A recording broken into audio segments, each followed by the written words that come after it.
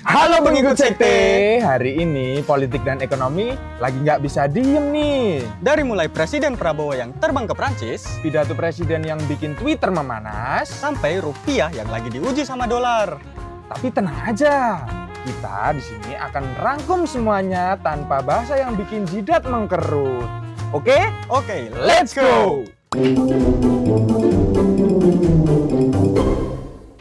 Kali ini bersama saya Revito Gipsum Metal Dan bersama saya Hanif Carbonara di acara Cangkok Cangkok Ilmu. Ilmu. Pada kesempatan kali ini saya akan membahas tentang berita politik dan ekonomi yang lagi memanas banget nih. Wah, bener banget tuh. Kita sekarang kalau buka media sosial sekarang, pasti banyak banget tuh berita politik-politik berseliweran tuh. Nah di timeline bener kita. banget tuh, yang tujuannya kita mau cari informasi buat hiburan atau buat cari referensi liburan, dikit-dikit malah berita politik lagi. Nah, bener banget. Apalagi sekarang di media sosial tuh algoritmanya cenderung menyuruh kita buat disajiin berita-berita politik tuh. Bahkan kita nggak tahu itu bener apa enggak. Nah, kita sebagai Gen Z atau pengikut sekte harus jeli-jeli dalam memilih berita atau informasi yang kita terima. Jangan diterima mentah-mentah. Betul banget. Nah, apalagi hoax tuh hati-hati banget. Nah, Dan hari ini kita akan punya beberapa isu yang lagi cukup rame nih diperbincangkan di sosial media. yang pertama nih ada kunjungan Presiden Prabowo ke Prancis yang jadi perhatian masyarakat luas. Selain itu ada agenda kenegaraan, ada juga pembahasan soal beberapa informasi yang beredar terkait perjalanan tersebut. Nah, terus setelah itu nih, kita juga bakal bahas pidato presiden yang ramai berseliweran di media sosial dan memancing banyak respons dari masyarakat. Dan nanti jangan kemana-mana juga ya, karena setelah segmen politik kita bakal ngobrol soal ekonomi yang dijamin relate sama kehidupan kita sehari-hari. Ketawa. Ketawa kecil ditulis. Nah, itu sabar dulu ya, kita bahas nanti. Sekarang kita mulai dulu kabar politik hari ini. Prabowo lagi ada di Perancis guys, tapi kunjungan ini nggak cuma soal diplomasi doang. Sempat muncul juga sorotan soal beberapa agenda yang disebut dibiayai pakai uang pribadi nih. Di sisi lain, pemerintah bilang agenda ini penting buat mempererat hubungan Indonesia dan Perancis sekaligus membuka peluang kerjasama di berbagai bidang yang strategis nih guys. Kalau tadi kita ngomongin kemana presiden pergi, sekarang kita bahas apa yang beliau bilang karena pidatonya lagi jadi bahan obrolan di mana-mana.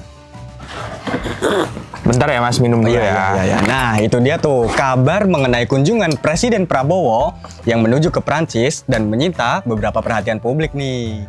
Tapi nih Mas Metal, ternyata yang bikin ramai itu bukan soal dia kunjungan ke luar negeri aja nih. Oh, betul tuh. Ada salah satu momen lain yang juga memenuhi timeline sosial media, yaitu pidato Presiden Prabowo yang langsung memancing berbagai tanggapan dari masyarakat. Tapi menariknya nih, respon publik kali ini cukup ramai beragam. Ada yang menilai pidato Prabowo tersebut bentuk ketegasan seorang pemimpin. Sementara itu, sebenarnya sebagian yang lainnya menganggap isi pidato itu memberikan kesan bahwa kritik terhadap pemerintah itu sendiri kurang mendapat perhatian. Perbedaan pandangan itu... Nah, perbedaan pandangan itu akhirnya berkembang menjadi diskusi panjang di berbagai platform media sosial seperti Instagram, TikTok, YouTube, atau Twitter, atau yang lain sebagainya lah. Oke, bahkan potongan videonya tersebar luas dan memunculkan banyak interpretasi yang hanya melihat cuplikan singkat. Ada juga yang mencoba memahami pidato tersebut secara utuh tuh.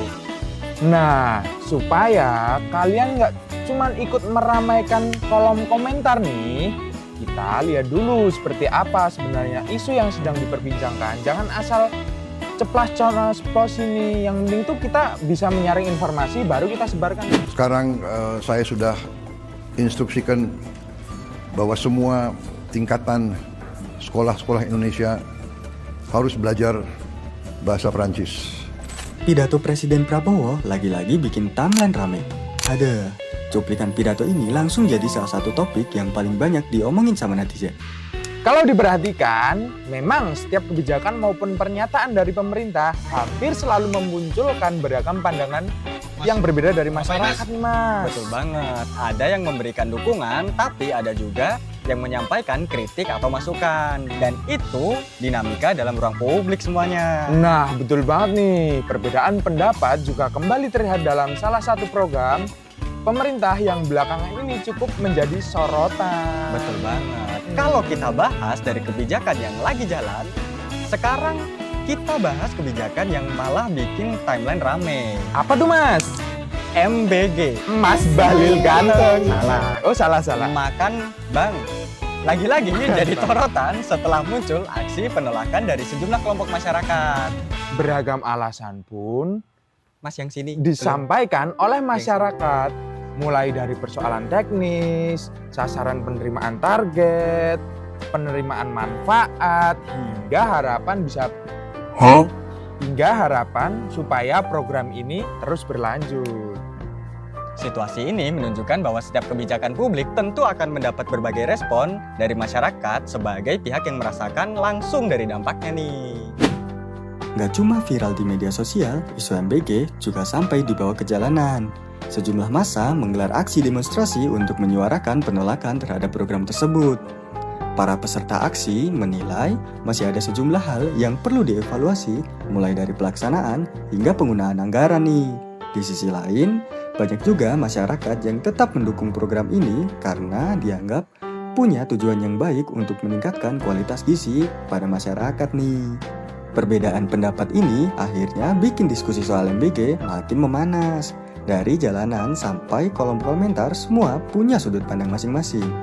Yang jelas, pro dan kontra soal MBG menunjukkan kalau sebuah kebijakan publik nggak cuma soal pelaksanaan, tapi juga soal bagaimana masyarakat memandang dan merasakan dampaknya secara langsung.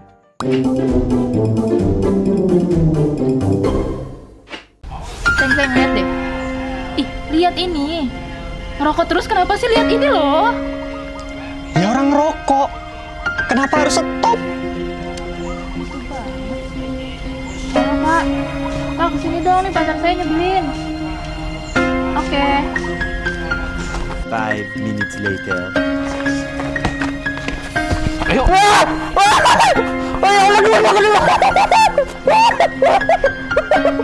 Sampai mana ini?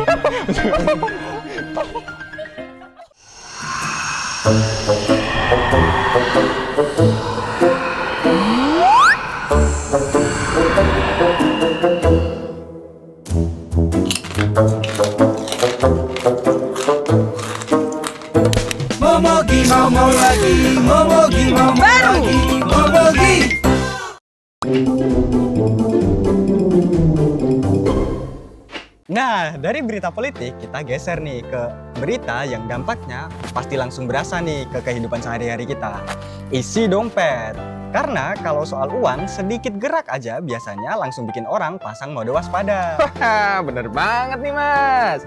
Soalnya kalau urusan politik mungkin nggak semua orang langsung ngerasain dampaknya. Betul. Tetapi kalau urusan ini nih Mas nih, Uang. wah, pemerintah aja bisa buta Mas. Wow, apalagi buat kita yang masih mahasiswa, uang bulanan udah ada porsinya masing-masing.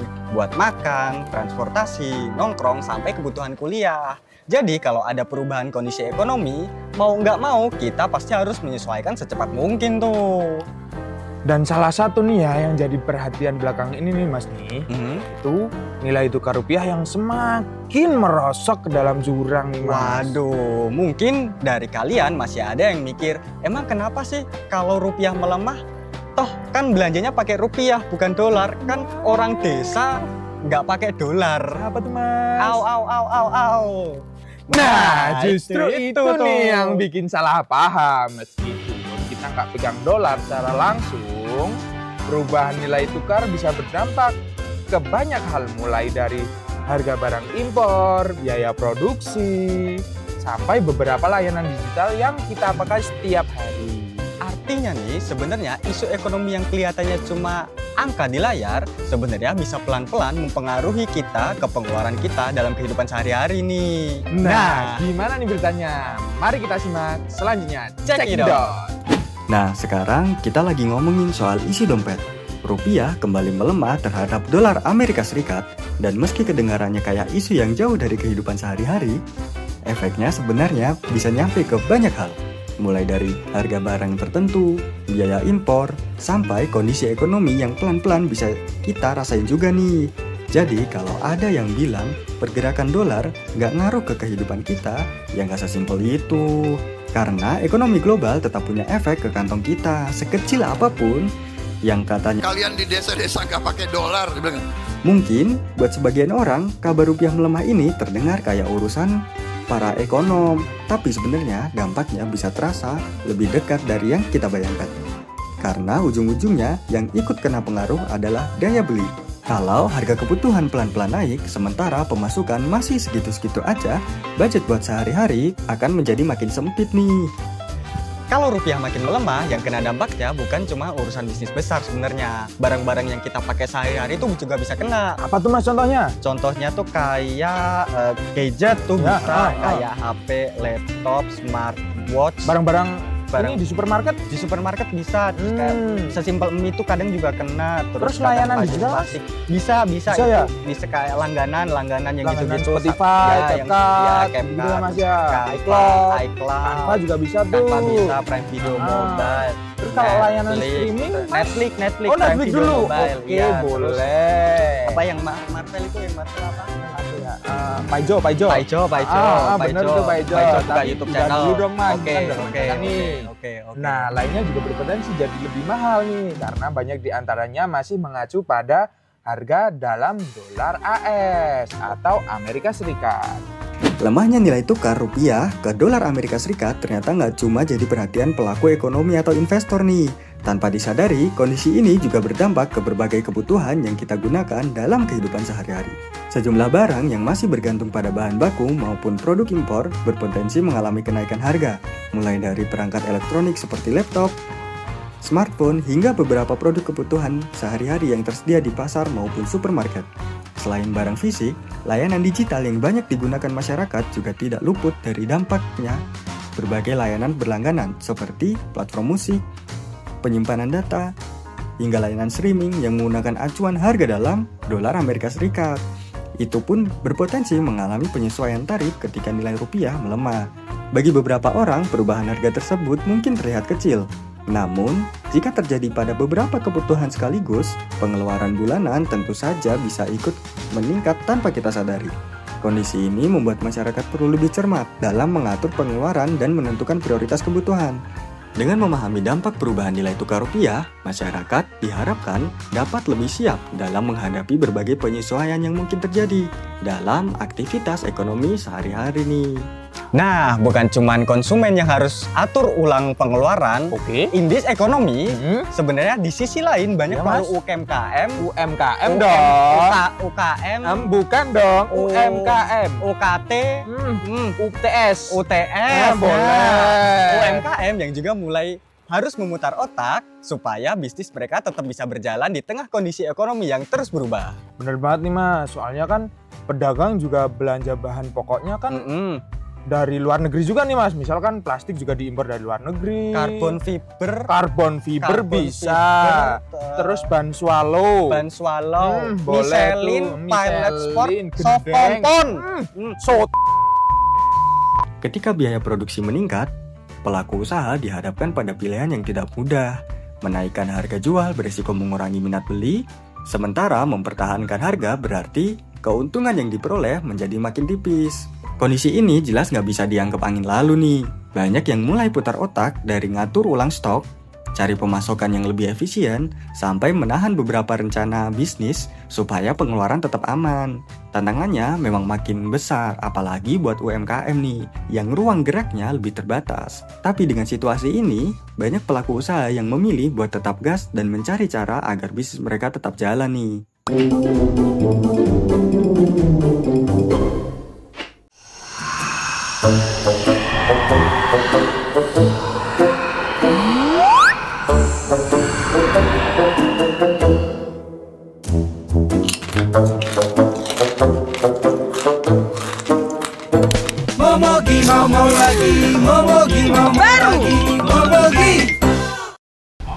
Seng lihat deh.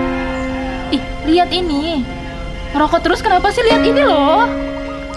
Ya orang rokok, kenapa harus stop? Kak. Kak, kesini dong nih pacar saya nyebelin. Oke. 5 minutes later. Ayo.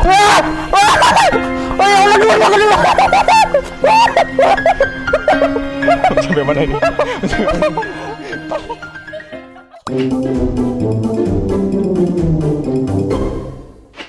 Halo pengikut sekte, kembali lagi bersama aku Tasya Dan aku Danis. Hari ini kita mau mewawancarai Beberapa pengikut sekte tentang kondisi politik dan ekonomi di Indonesia. Let's go! Guncangan politik kita saat ini itu bisa dikatakan sangat memecah belah anak bangsa. Apalagi kemarin yang sempat demo besar-besaran yang menuntut MBG itu diberhentikan. Kemudian kemudian demo tentang rupiah melemah. Jadi itu seakan kayak semuanya mempermasalahkan pemerintah.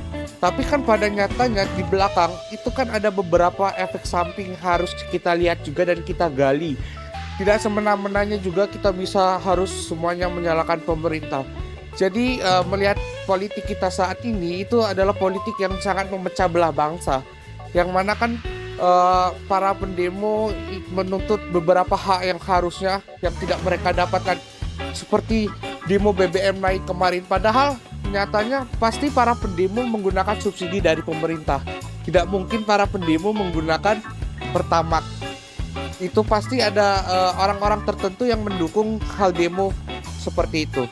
Sudut pandangku sebagai mahasiswa atau ya aku sebagai Genji lah, lebih melihat itu terlalu menyepelekan tentang masalah kebijakan. Aku punya rasa ketakutan ketika pajak yang sudah kami bayar itu larinya untuk yang ke lainnya.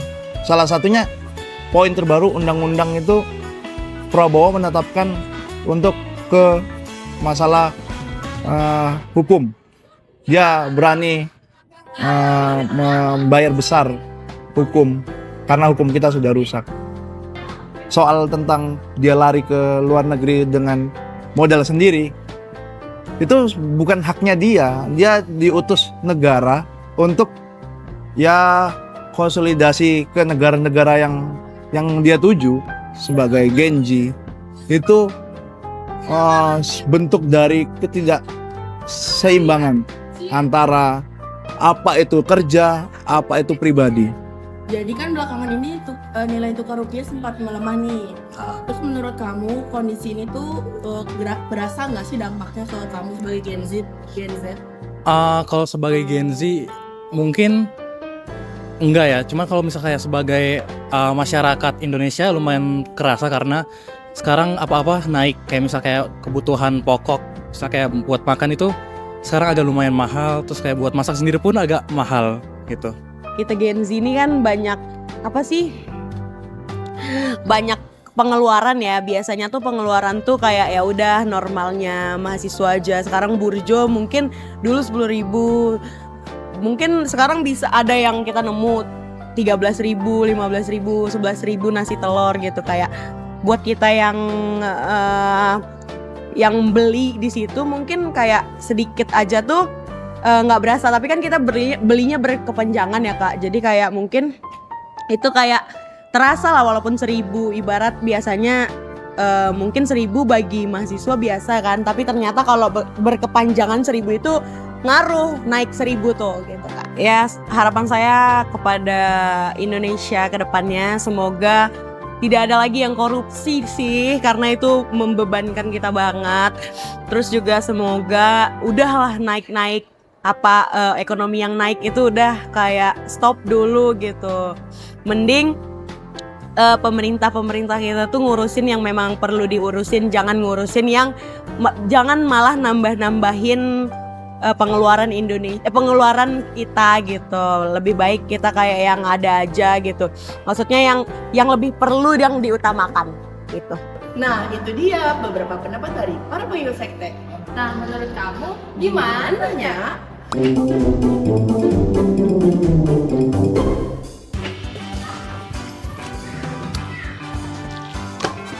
Udah nih, Mas. Udah, Enggak lah, mau ngapain lagi juga? beritanya cukup. Cukup lah. Tapi Indonesia masih perlu kita evaluasi lebih dalam. Tapi kenapa kita mengevaluasi negara kita yang nggak memikirkan warganya sendiri? Mereka mikirin kita. Masa? Kalau mereka nggak mikirin kita nggak disuruh bayar pajak. Tapi kan pajaknya dikorupsi. Itu dia. Cangkok Ilmu kali ini mulai dari berita politik sampai berita ekonomi nih. Nah, mungkin kalian nih yang masih penasaran tentang berita-berita yang lainnya, tetap stay tune di channel kita, yaitu Cangkok Ilmu. Emang Cangkok Ilmu channelnya? Gak tahu juga aja. Emang Mas, Mas. Udah. Mas belum kelar. Udah, Mas. Udah bayar. Mas udah bayar. Udah bayar. Udah. Tapi saya udah bayar. Udah. Tapi saya ditinggal.